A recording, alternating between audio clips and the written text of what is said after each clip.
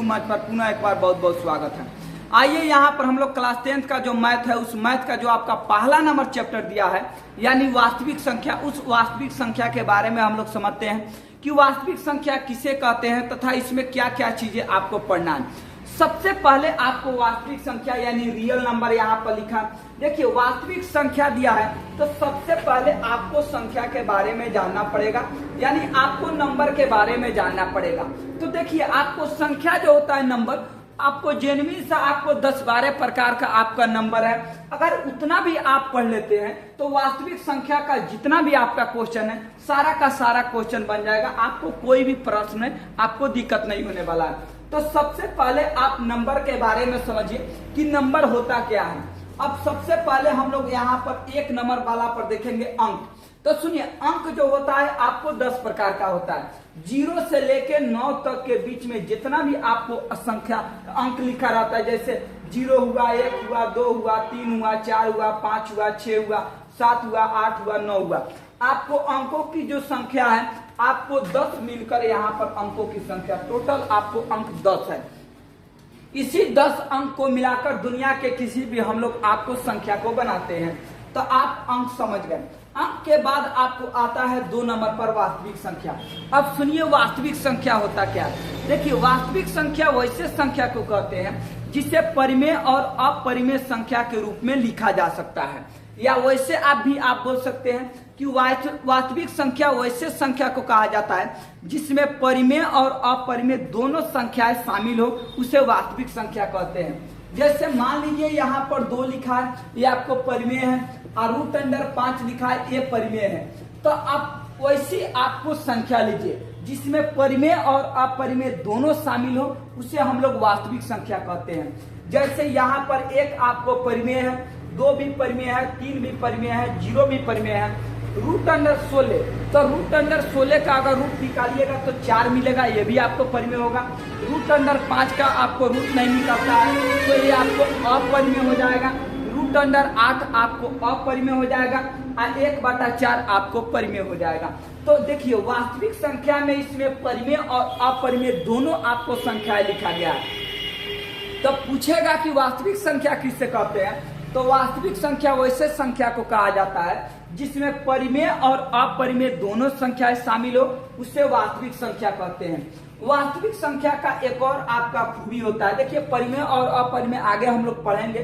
वास्तविक संख्या में जो आपको एक नोट दिया गया है कि आपको हमेशा धनात्मक होता है। हमेशा धनात्मक कहने का मतलब हमेशा आपको एक पॉजिटिव नंबर में होता है। जैसे यहाँ पर 1 लिखा है, आप ये लिखिएगा कि -1, तो -1 आपका वास्तविक संख्या नहीं कहलाएगा। -2 आपका वास्तविक संख्या नहीं कहलाएगा। यानी वास्तविक संख्या जो भी होगा वो आपको धनात्मक होगा यानी पॉजिटिव नंबर होगा। वैसी संख्या जिसमें परिमेय अपरिमेय दोनों शामिल हो, उसे वास्तविक संख्या कहते हैं, जो हमेशा आपको धनात्मक रहता है। अगला आपको आता है कि सम संख्या किसे कहते हैं। सुनिए सम संख्या वैसी संख्या को कहा जाता है जो 2 से आपको पूरा कट जाए यानी 2 से पूरा भाग लग जाए। जैसे यहाँ पर 1 आप लीजिएगा तो 1 में 2 से भाग नहीं लगेगा, 2 में लग जाएगा, 3 में नहीं लगेगा, 4 में आपको लग जाएगा, 5 में आपको नहीं लगेगा।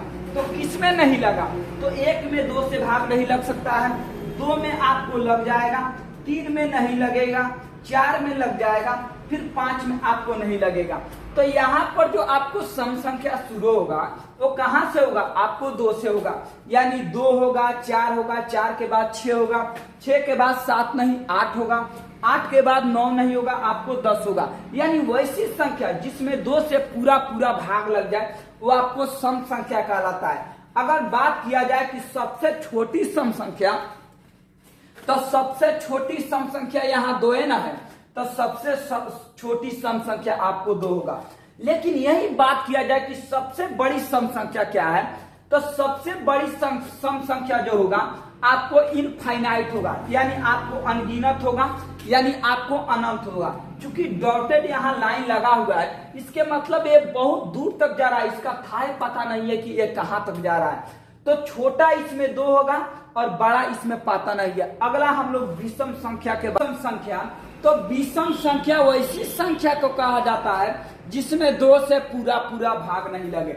यानी वैसी संख्या जो 2 से पूरा पूरा आपको नहीं कटे, यानी पूरा पूरा इसमें भाग नहीं लगे, उसे विषम संख्या होता है। जैसे मान लीजिए 1 लिखा है, 2 लिखा है, 3 लिखा है, 4 लिखा है, 5 लिखा है, तो 1 में 2 से भाग लगाइएगा, नहीं लगेगा। 2 में आपको लग जाएगा, 3 में आपको नहीं लगेगा, 4 में भी आपको लग जाएगा, 5 में भी आपको नहीं लगेगा। तो वैसी संख्या जिसमें 2 से पूरा पूरा भाग नहीं लगे वो विषम होता है, और वैसी संख्या जो 2 से पूरा पूरा भाग लगे वो सम होता है। यानी जो विषम संख्या होगा आपको 1 हो सकता है, 3 होगा, उसके बाद यहाँ पर 5 होगा, ना 2 होगा इसमें का, ना इसमें का, आपको 4 होगा। चूंकि 2 और 4 जो है आपको 2 से पूरा पूरा भाग लग जाएगा। यानी इसमें विषम संख्या को वैसी संख्या कहना, माने विषम आपको वैसी संख्या है जो 2 से पूरा पूरा आपको भाग नहीं लगता है। तो 2 से पूरा पूरा 1 में भी नहीं लगेगा, 3 में भी नहीं लगेगा, 5 में भी नहीं लगेगा, 7 में भी नहीं लगेगा। अब आता है क्वेश्चन कि सबसे छोटी विषम संख्या क्या है। तो सबसे छोटा आपको विषम संख्या 1 है, तथा सबसे बड़ा विषम संख्या क्या है। तो सबसे बड़ा विषम संख्या आपको इनफाइनाइट है। आइए आपको अनगिनत का आपका सिंबल है, यानी इनफाइनाइट का आपका सिंबल है। तो सबसे बड़ा आपको विषम संख्या पता नहीं है और सबसे छोटा आपको 1 होता है। अगला जो आता है आपका 5 नंबर पर, ये आपको प्राकृत संख्या आता है। तो सुनिए, प्राकृत संख्या वैसी संख्या को कहा जाता है जो आपको गिनती की संख्या हो, यानी गिनती की संख्या को हम लोग प्राकृत संख्या कहते हैं। अब एक बात बताइए कि गिनती जो शुरू होता है, क्या 1 से अभी तक गिनती आप लोग सीखे नहीं सीखे? जब भी आदमी गिनती सीखता है 1 से, 2 से, 3 से, 4 से, 5 से, यानी 1 से आप पढ़ना शुरू कर देते हैं। तो 1 से लेके आपको अनंत के बीच जितना भी आपका संख्या है सब का सब आपका प्राकृत संख्या कहलाता है, यानी नेचुरल नंबर कहलाता है। तो इसमें 0 होगा, इसमें 0 नहीं होगा, क्योंकि गिनती जो शुरू होता है आपको 1 से शुरू होता है, 0 से शुरू नहीं होता है। तो इसमें जो सबसे छोटी आपका प्राकृत संख्या होगा, तो पहिलका है आपको सबसे छोटा, यानी सबसे छोटा आपको 1 होगा, और सबसे बड़ा कहेगा तो सबसे बड़ा आपको पता नहीं है। अगला है पूर्ण। तो सुनिए, पूर्ण के लिए आप कैसे याद रखिएगा। अब बताइए, अगर 1 से लेके आप अनंत तक सारे संख्या लिख रहे हैं, तो इसमें से कौन सा अंक आपको छूट रहा है? तो इसमें अगर आप पहले यहाँ पर मान लीजिए कि आप यहाँ पर 1 लिखते हैं, 2 लिखते हैं, 3 लिखते हैं, 4 लिखते हैं, 5 लिखते हैं, ऐसे आप अनंत तक लिख दीजिए। लेकिन आपको ये जो संख्या लिखा गया है, ये तो आपको प्राकृत संख्या लिखा गया है, लेकिन आपको पूर्ण बनाना है। तो पूर्ण बनाने का मतलब पूरा संख्या को लिखिए। पूर्ण मतलब पूरा। तो पूरा अगर 0 लगा दिया जाएगा तो पूरा का पूरा आपका संख्या हो जाएगा कि नहीं हो जाएगा? इसमें एक 0 छूट रहा था, हम 0 को उसमें डाल दिए, यहाँ पर पूरा का पूरा संख्या मिल गया। यानी 0 से लेकर अनंत के बीच जितना भी सारा संख्या है सब का सब आपका जो है पूर्ण संख्या कहलाता है। सबसे छोटी पूर्ण संख्या पूछा जाए तो सबसे छोटी पूर्ण संख्या आपको 0 है, और सबसे बड़ा आपका पूर्ण संख्या पूछा जाए तो सबसे बड़ा आपको इनफाइनाइट है। अब यहाँ पर एक नोट में बात लिखा गया है कि सभी प्राकृत संख्या पूर्ण संख्या होता है, लेकिन सभी पूर्ण संख्या प्राकृत संख्या नहीं होता। इस बात को आपको याद रखना है, एकदम VVI ये आपका नोट है। सुनिए, अब यहाँ पर प्राकृत का जो आपका नंबर है, प्राकृत संख्या कितना से शुरू हो रहा है? 1। तो 1, 2, 3, 4 ऐसे करते हैं इनफाइनाइट। आज जो पूर्ण संख्या है वो आपको 0 से शुरू हो रहा है। तो अब बताइए, जितना भी यहाँ प्राकृत का नंबर है ये सारा पूर्ण में है कि नहीं है? देखिए, 1 से लेके आपको इनफाइनाइट तक, तो 1 से इनफाइनाइट तक इसमें मिल रहा है कि नहीं मिल रहा है? इसमें मिल रहा है। यानी प्राकृत का जितना भी नंबर है ये आपको सारा पूर्ण में मिल जा रहा है। इसीलिए सभी प्राकृत संख्या पूर्ण संख्या है, लेकिन सभी पूर्ण संख्या प्राकृत नहीं है, क्योंकि इसमें एक 0 है, इसमें एक 0 है, इसमें एक 0 नहीं है। तो सभी प्राकृत पूर्ण तो होता है, लेकिन सभी पूर्ण आपका प्राकृत नहीं होता है। अगला जो आपका यहाँ पर लिखा गया है अभाज्य संख्या। सुनिए, अभाज्य संख्या वैसी संख्या को कहा जाता है जो एक और स्वयं से कटे, या वैसी संख्या जिसका कम से कम आपको 2 गुणनखंड हो। सुनिए, जो एक और स्वयं से कटे, तो सुनिए, जो एक आपको गिनती जब पढ़ते हैं तो उसमें एक से जब शुरू होता है आपका संख्या, तो ना एक आपको अभाज्य में भाग लेता है, ना एक आपको भाज्य में भाग लेता है। यानी कहानी शुरू 2 से होता है। यहाँ पर 2 लिखिए, 3 लिखिए, 4 लिखिए, 5 लिखिए, 6 लिखिए, 7 लिखिए। अब सुनिए, कहा गया कि अभाज्य संख्या वैसी संख्या को कहा जाता है जो आपको एक से भी कटे और स्वयं से भी कटे, या वैसी संख्या जिसका कम से कम आपको 2 गुणनखंड निकले, उसे आपको अभाज्य कहा जाता है। अगर बात किया जाए यहाँ पर आपको 2 का, तो 2 में अगर ध्यान दीजिए तो 2 में 1 से भी भाग लग सकता है और 2 में आपको 2 से भी भाग लग सकता है। तो देखिए, एक और स्वयं से कट रहा है कि नहीं, 1 से भी कट जा रहा है और खुद 2 ही से कट जा रहा है। यानी इसका 2 को गुणनखंड मिला, कौन? 1 और 1 2। अगर बात किया जाए 3 पर, तो 3 जो है 1 से कटेगा और 1 आपको 3 से कटेगा। इसमें भी आपको 2 ही गुणनखंड मिला। लेकिन बात करें अगर 4 का, तो ध्यान दीजिए, 4 है जो आपको 1 से भी कटेगा, 4 है जो आपको 2 से भी कटेगा, और 4 है जो आपको 4 से भी कटेगा। तो ये आपको 1 2 आपको 3, ये आपको 3 संख्या से कटने के लिए मिल गया। तो आपको जो अभाज्य संख्या होता है वो कम से कम 2 ही संख्या से कटना चाहिए, 3 से नहीं कटना चाहिए। अब यहाँ पर 5 है, तो 5 में 1 से भी भाग लगेगा और 5 से भी आपको भाग लगेगा। तो ये भी जो 5 है ये भी आपको अभाज्य है, चूंकि 1 और 5 के अलावा दूसरा से इसमें भाग नहीं लग रहा है। लेकिन 6 का बात किया जाए तो 6 में 1 से भी भाग लगेगा, 6 में 2 से भी भाग लगेगा, 6 में 3 से भी भाग लगेगा और 6 में 6 से भी भाग लगेगा। यानी 6 जो है वो आपको 4 नंबर से आपको कट रहा है। अगर बात किया जाए 6 पर, तो यहाँ पर 6 को देखिए, 1 से भी 6 कट जाएगा, आपको 2 से भी 6 कट जाएगा, 3 से भी 6 कट जाएगा और 6 से भी आपको 6 कट जाएगा। तो यहाँ पर आपको 4 नंबर से आपको 6 कट रहा है। तो इसमें अभाज्य संख्या वैसी संख्या को कहा जाता है जो एक और स्वयं से कटे, उसे अभाज्य कहिए। और जो एक और स्वयं के अलावा किसी तीसरे संख्या से अगर कटता है तो वो आपको भाज्य में चला जाता है। तो आपको अगर 2 है तो 2 में 1 और आपको 2 ही से भाग लगेगा। 3 पर बात किया जाए तो 1 और 3 से कटेगा। 5 पर बात किया जाए तो 1 और 5 से कटेगा। 7 पर बात किया जाए तो 1 और 7 से कटेगा। तो अभाज्य संख्या वैसी संख्या को कहा जाता है जो एक और आपको स्वयं से कटता है। अगर पूछा जाए कि सबसे छोटी अभाज्य संख्या, तो सबसे छोटी अभाज्य संख्या आपको इसमें कौन है? आपको 2 है। लेकिन सबसे बड़ी पूछा जाए तो सबसे बड़ी भाई पता नहीं है, क्योंकि इनफाइनाइट आपका होगा। अगला जो है आपका 8 नंबर, 8 नंबर में आपको होता है भाज्य। तो सुनिए, भाज्य संख्या आपको वैसी संख्या को कहा जाता है जो एक और स्वयं से कटने के अलावा आपको तीसरी संख्या से कटना चाहिए। जैसे यहाँ पर हम लोग समझते हैं, मान लीजिए कि यहाँ पर आपको 2 लिखते हैं, 3 लिखते हैं, 4 लिखते हैं, 5 लिखते हैं, 6 लिखते हैं, 7 लिखते हैं, 8 लिखते हैं। देखिए, एक जो होता है ना वो आपको अभाज्य में भाग लेता है, ना वो आपको भाज्य में भाग लेता है। अगर 2 पर बात किया जाए तो 2 जो है आपको 1 और 2 से कटेगा। 3 पर बात किया जाए तो 1 और 3 से कटेगा। अगर 4 पर बात किया जाए तो 4 आपको 1 से भी कटेगा, 2 से भी कटेगा और 4 से भी कटेगा।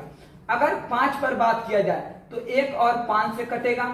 अगर आप 6 पर बात कीजिए तो 1 से भी कटेगा, 2 से भी कटेगा, 3 से भी कटेगा और 6 से भी कटेगा।